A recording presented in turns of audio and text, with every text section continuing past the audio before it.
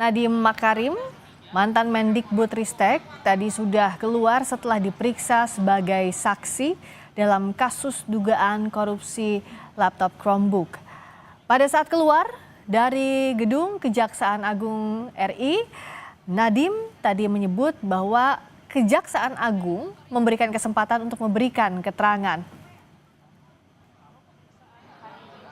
Namun Nadiem tidak menjelaskan secara rinci apa saja yang jadi materi pemeriksaan dan seperti apa yang jadi perbedaan antara pemeriksaan pertama sebelumnya dengan pemeriksaan kedua kali ini soal dugaan korupsi laptop Chromebook.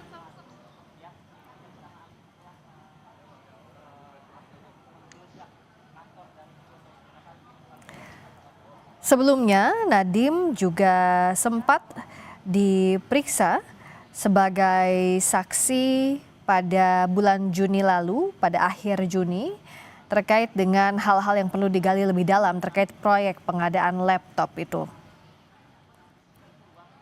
Sebelumnya juga Kejaksaan Agung lewat Kepala Pusat Penerangan Hukum, Kejaksaan Agung mengatakan dalam pemeriksaan sebelumnya bulan Juni lalu, hal-hal yang digali lebih dalam karena aspek dalam kasus ini yang sedang disidik oleh KPK luas.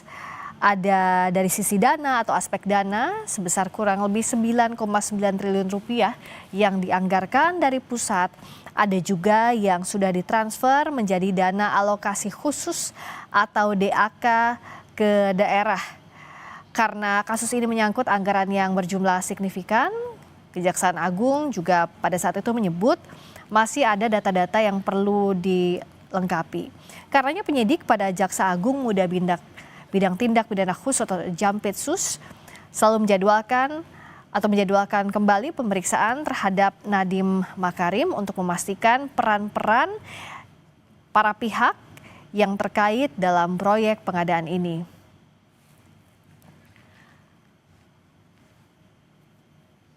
Pasca pemeriksaan Nadiem Makarim sebagai saksi dalam kasus pengadaan laptop, kita tanyakan kepada jurnalis Kompas TV, ada Renata Panggalo di Gedung Kejaksaan Agung Jakarta. Renata, apa saja sebenarnya yang digali Kejaksaan Agung? Kalau Nadiem tadi saat keluar dari Gedung Kejagung tidak banyak memberikan keterangan, tapi Anda bisa menggambarkan yang meliput sejak tadi bagaimana proses pemeriksaannya berlangsung. Ya, pemeriksaan ini memang cukup lama ya, Friska dan juga saudara. Kalau dipantau sejak pagi, ini sudah mulai dari sekitar pukul 9. Jadi memang pemeriksaannya sudah berjam-jam, cukup lama. Dan ini merupakan pemeriksaan kedua dari Nadiem Makarim, ex-Mendikbudristek, yang diperiksa atas kasus dugaan korupsi yang berkaitan dengan pengadaan Chromebook pada tahun 2019 hingga tahun 2023. Tidak begitu banyak yang disampaikan oleh Nadiem Makarim maupun juga dengan kuasa hukumnya. Sama halnya seperti pada pemeriksaan pertama, Nadiem hanya mengucapkan terima kasih dan ingin kembali segera langsung dari Kejaksaan Agung menuju rumahnya, begitu Friska. Jadi tidak begitu banyak yang bisa kita gali dari keterangan Nadiem Makarim. Namun memang kalau kita memerhatikan statement-statement yang sudah disampaikan oleh pihak Kejaksaan Agung begitu, memang Nadiem ini menjadi salah satu orang atau salah satu saksi yang dimintai keterangannya karena ini memang berkaitan dengan jabatannya pada saat itu sebagai Mendikbudristek, sehingga ingin digali bagaimana kemudian fungsi pengawasan dari Nadiem Makarim selaku menteri pada saat itu, bagaimana kemudian sampai akhirnya kementerian yang dipimpinnya pada saat itu melakukan pengadaan begitu besar ya, dengan total nilai hingga 9,9 triliun rupiah. Dan pengadaan laptop Chromebook ini tentunya menjadi pertanyaan bagi Kejagung. Kenapa? Karena pengadaan ini dianggap janggal begitu. Sebelumnya sudah pernah ada uji coba atau kajian yang dilakukan oleh Kemendikbudristek yang dilakukan sekitar tahun 2019, Friska dan juga saudara. Dan dari uji coba tersebut ada sekitar kajian pengadaan sekitar 1.000 Chromebook pada tahun 2018 dan 2019 yang menyebutkan bahwa sistem operasi tersebut itu tidak efektif. Sistem operasi Chrome ini tidak efektif karena jaringan internet di Indonesia tidak merata. Sehingga Kejagung ingin menggali begitu. Kenapa pada akhirnya Kemendikbudristek memutuskan untuk melakukan pengadaan pada laptop yang memiliki sistem operasi yang tidak bisa dioperasikan secara efektif. Pada hal ini juga sudah pernah direspon oleh Nadiem bersama dengan kuasa hukumnya, pernah melakukan konferensi pers beberapa waktu lalu yang disebutkan bahwa pengadaan tersebut itu dipastikan hanya ditujukan kepada sekolah yang memiliki jaringan internet. Dan kajian yang dimaksud oleh Kejaksaan yang dilakukan pada sekitar tahun 2018-2019 itu merujuk pada kajian yang dilakukan oleh di era Menteri Muhadjir Effendi yang khusus dilakukan untuk daerah terdepan, terluar, dan tertinggal atau 3T. Jadi pada akhirnya Kejagung ini ingin melihat bagaimana kemudian fungsi pengawasan dari Menteri, maksud kami mantan Menteri Mendikbudristek Nadiem Makarim pada saat melakukan pengadaan tersebut. Friska.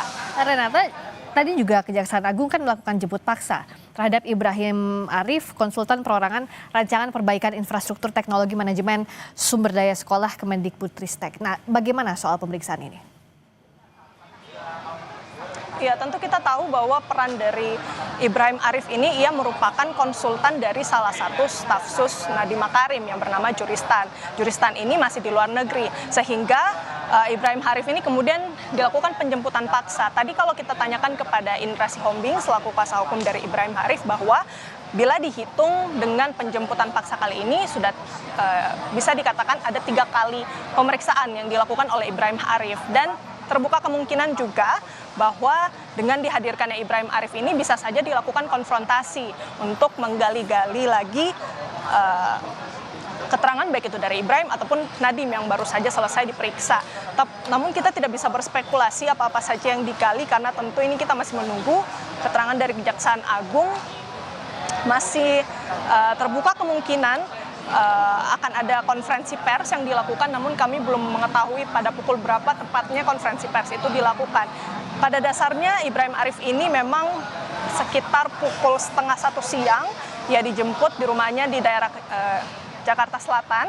Bahkan kuasa hukumnya pun tidak mengetahui kalau kliennya ini dijemput paksa, karena pada minggu sebelumnya pihak kuasa hukum ini meminta untuk penundaan pemanggilan karena alasan sakit. Masih kita gali terus apa saja yang digali dari pemeriksaan Ibrahim Arif. Sejauh ini belum ada keterangan lebih lanjut dari Kejaksaan Agung.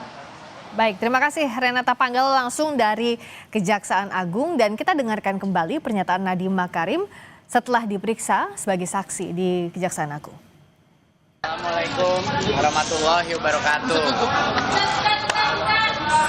Saya baru saja selesai panggilan kedua saya.